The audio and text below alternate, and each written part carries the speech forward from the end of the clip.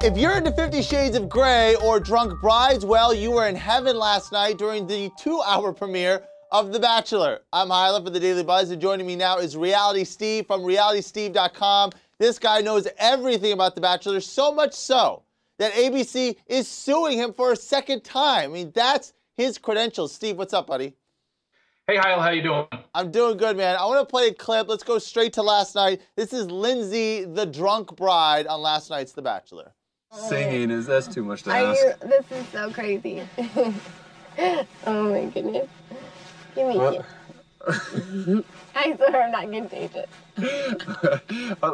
It's okay, Steve. She's not contagious. We can continue this interview with nothing to worry about. Are we going to see more of this? It seems like ABC really amped up the ridiculousness more so than past seasons.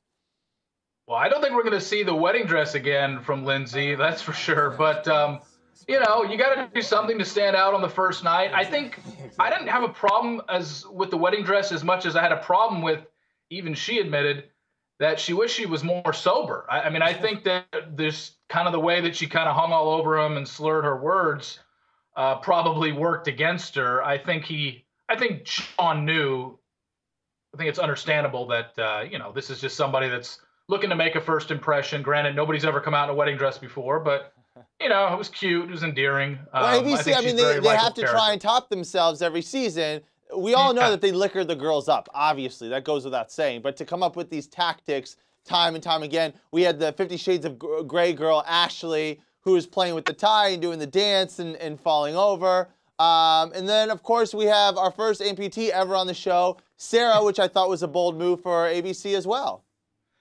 Yeah, that was something that they've never even come close to doing. Whether you want to call her disabled or handicapped, whatever the case, we've never had a woman on this show with one arm.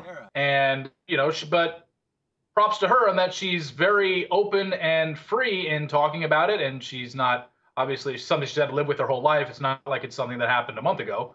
So she's lived with it her whole life. She's used to it. I don't know if this avenue is probably the right show for her. I hope she has some thick skin because there's plenty of people out there that will make comments about it. I tended to stay away from it today just because I don't really think it's that big of a deal. But there are plenty of other people out there that will. You know, she's opening herself up to a lot. And to go on a show, it is brave of her, but I think maybe she didn't necessarily need to go on the show to find a guy. Now, they're going full blast with the diversity, even though I think this particular Bachelor, I don't think he's into black chicks whatsoever. I've even joked with Chris Harrison before on my radio show in the past how he thinks there'll never be a black Bachelor just because he doesn't think it's going to rate. It comes simply down to ratings. Do you see this guy? I mean, The Bachelor, is there any chance that there's going to be something different for us to watch this season that we haven't seen in the past? Well, I think the one biggest thing that Sean offers that's different from any of the previous 16 Bachelors that they've cast, well, 15 because Brad did it twice, but any of the previous Bachelors, Sean is very strict in his faith and his belief in God, and that usually doesn't ever get addressed on the show. The fact of religion and your belief in God and how much God plays a role in Sean's life. We've just never seen that from other Bachelors, and maybe they did have a strong faith. It was just never portrayed. But Sean is not a guy that's going to go on the show looking to party, looking to hook up with, you know, and can't wait to sleep with 3 girls in the overnight dates. I mean, this is a guy that admittedly is saving himself until marriage. Not saying he's a virgin, just saying that I think this guy is reborn, whatever you want to call it, and to the point where he is not going to have sex again until he gets married. So you know what, Steve? I think you just found next season's Bachelor hook, a virgin Bachelor. Okay, we only have a couple seconds left, so tell me, who do we need to watch for? This is a spoiler alert, so let me give everybody a heads up now because Steve knows this stuff right away.